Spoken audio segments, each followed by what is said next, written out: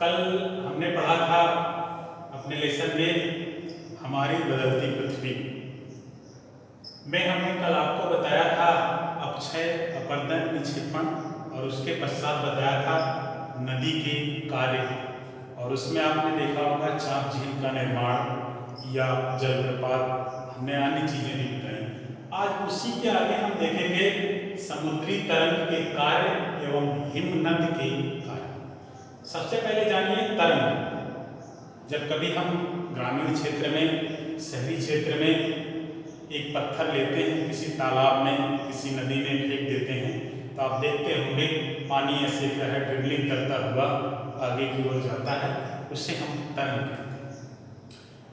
समुद्री तरंग का है जो आपने देखा होगा कभी तापांतर के फ्लक्चुएशन से क्या है, समुद्र का जल हमेशा गतिशील रहता है, तटों की ओर जाता है और वापस आता है। इसे हम समुद्री तरंग के रूप में चिन्हित करते हैं, पहचानते हैं। जब ये समुद्री तरंगें चलती हैं और समुद्र में विद्यमान चट्टानें, शैल रॉक या तटों पर विद्यमान ये चट्टानें टकराती हैं, तो उनसे कुछ आकृतियों का निर्माण होता है जो आपके टेक्स्ट बुक में दी गई हैं।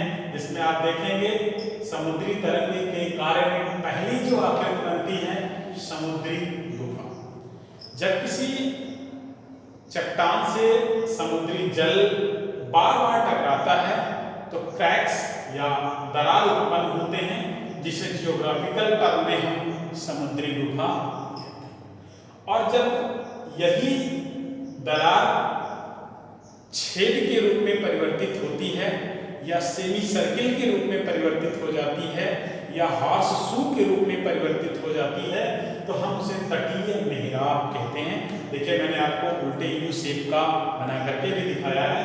इसे मेहराब आप देखे होंगे गुंबद के रूप में आपको मस्जिदों में दिखाई देता है। उस तरीके की आकृति इन दरार पर जब बार बार पानी समुद्री टकराता है तो निर्मित होता है। पानी पुनः तट क्या है, पानी जो पुनः ऐसे रूपों में टकराता है और जब इसका ऊपरी भाग क्या होता है, साफ हो जाता है, तो इस प्रकार की आकृति का निर्माण होता है जिसे हम स्टैग या समुद्री स्टैग के रूप में चिन्हित करते हैं। आप अपने टेक्स्ट बुक में देखेंगे ये सारी आकृतियां आपको मिलेंगी। फिर इसी तरह की वजह से समुद्री भेगुट का निर्माण होता है। भेगुट क्या होते हैं, उठे हुए शैलीय खंड जो होते हैं तटों पर, जो समुद्र के पानी की सतह से तटों की ओर बहुत छोटे छोटे पार्ट्स ऊपर उठ जाते हैं। अगर हम ये कहें स्थल भाग ऊपर उठ जाता है, पानी उसके चारों तरफ रहता है, उसे क्या है हम समुद्री भृगु कहते हैं। जो मृदा के अवशेष के रूप में पानी का नीचे और मृदा ऊपर आ जाती है, हम उसे समुद्री भृगु कहते हैं। फिर क्या है समुद्री पुलिन। समुद्री पुलिन का असर होता है तरंग के साथ क्या है, कई छोटे छोटे अवसाद, गाद, सिल्ट, बालू या अन्य चीजें आती हैं और तट पर उन्हें वो छोड़ करके तरंग वापस चली जाती है और छोटे छोटे हुए जो अवसाद होते हैं जब वो एकत्रित हो जाते हैं तटों के किनारे, तो हम उसे क्या कहते हैं, समुद्री पुलिन के नाम से जानते हैं। तो समुद्री तरंग के माध्यम से जो निर्मित होने वाली आकृतियां हैं, समुद्री गुफा जो दरार से यानी बार बार पानी के टकराने से। दूसरा तटीय मेहराब, इसका जब यही दरार क्या होती है इस शेप में आ जाती है, तो हम उसे समुद्री मेहराब, तटीय मेहराब के नाम से जानते हैं। जब ये ऊपरी भाग गायब हो जाता है तो ये समुद्री स्टैग के रूप में चिन्हित होता है। उठे हुए भाग, ये जैसे उठ गया भाग और कुछ दूसरे रूप में शेप ले लेता है, हम उसे समुद्री भृगु के नाम से जानते हैं। और समुद्री पुलिन वही छोटे छोटे अवसाद टूटने के फलस्वरूप तटों पर जाकर के एकत्रित होते हैं, तो हम उसे क्या कहते हैं, समुद्री पुलिन। आगे देखिए इसमें लिखा हिमनद के कार्य।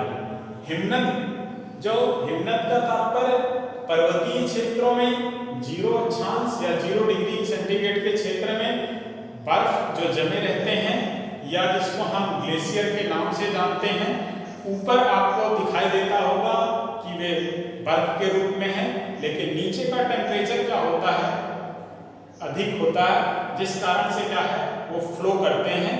और आपको ये भी पता होगा कि आपका जो पृथ्वी का तापमान बढ़ रहा है, जिसके कारण से बड़े बड़े ग्लेशियर या वो जो हिमखंड हैं वो टूटते हैं और जल के रूप में प्रवाहित होते हैं। जब वो प्रवाहित होते हैं तो रास्तों में क्या है, शैलीय चट्टान पड़ती हैं, उनको वो डैमेज करता है और एक ऐसी जगह पर ला करके कहीं पर जब वही डैमेज अवसाद चट्टान एकत्रित हो जाते हैं तो हम उसे क्या कहते हैं, हिमनद हिमोड़ के नाम से जानते हैं।